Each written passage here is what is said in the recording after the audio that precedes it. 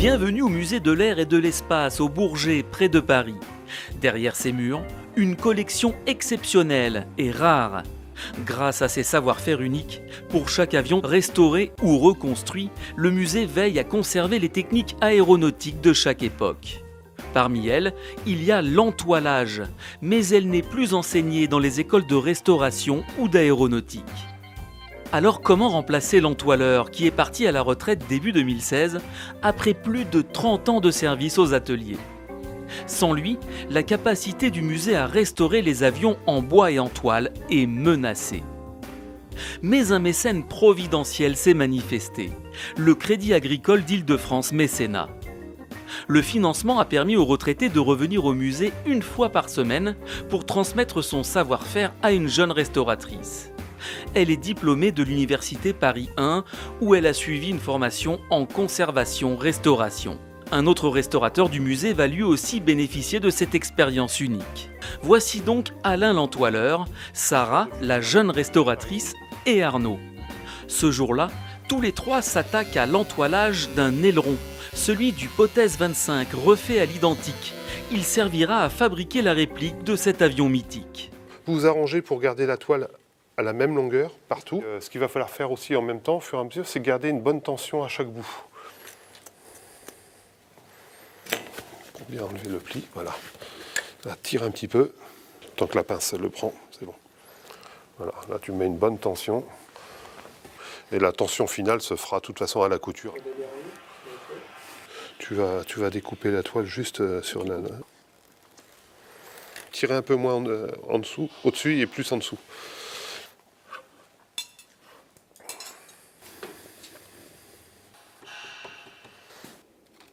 Pour la couture, le mieux c'est de démarrer du milieu et en allant sur l'extérieur. Ça va être de coudre les deux toiles, la toile supérieure, la toile inférieure, ensemble.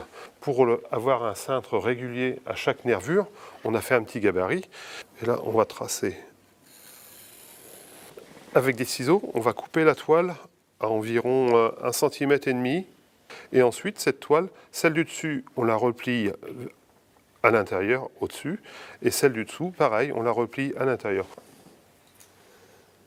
Alors, on démarre toujours par l'intérieur pour avoir le nœud à l'intérieur qu'on ne le voit pas. Alors, un point tous les 3 mm à peu près. Alors, il faut garder une tension permanente entre deux. C'est pas toujours facile, surtout au départ. Normalement, si on est régulier, on arrive à avoir un point régulier et propre sur toute la longueur.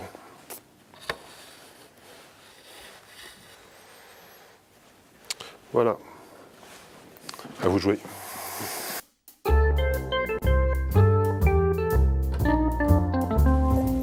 Ensuite, il y aura le lardage pour assurer l'étanchéité des coutures des ailerons et des ailes. Il n'y a pas beaucoup de reprises à faire, hein, c'est bien collé. Hein. Et enfin, une phase cruciale de l'entoilage, la pose de plusieurs couches d'enduit. Bon, bah, tu peux y aller, Sarah. C'est sur cette étape que nous retrouvons Alain, Sarah et Arnaud. Ils terminent la réplique de l'aile du Potez 25. C'est simple. Ah ouais, c'est plus simple, faut pas hésiter. Oui, ça tu retrouves. C'est pas grave si c'est droit. Non, c'est pas grave. Là, je le coupe où? Bah pareil, hein, tu fais plein. Bah, essaye de encore un cran, ouais. Et en fais un entre deux encore. Non, mais même là, entre deux. Après, tu peux couper, hein. Ouais, tu coupes là, c'est fini. Enfin, faut pas hésiter à faire des coupes comme ça, c'est beaucoup plus facile. Oui, c'est plus propre. En qui plus est. Et après, tu recouvres comme des tuiles, l'une sur l'autre. Ouais, c'est bon comme ça. C'est bien. C'est mieux comme ça. Ouais, il faut bien le... Comme des tuiles.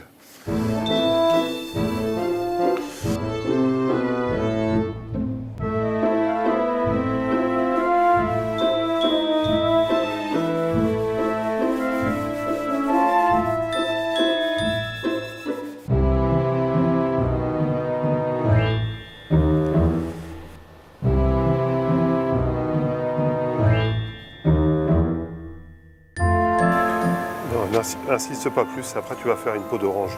C'est bien comme ça, c'est très bien. Voilà, bien insister sur les bandes, comme ça, bien les garnir. Continuez comme ça, c'est parfait.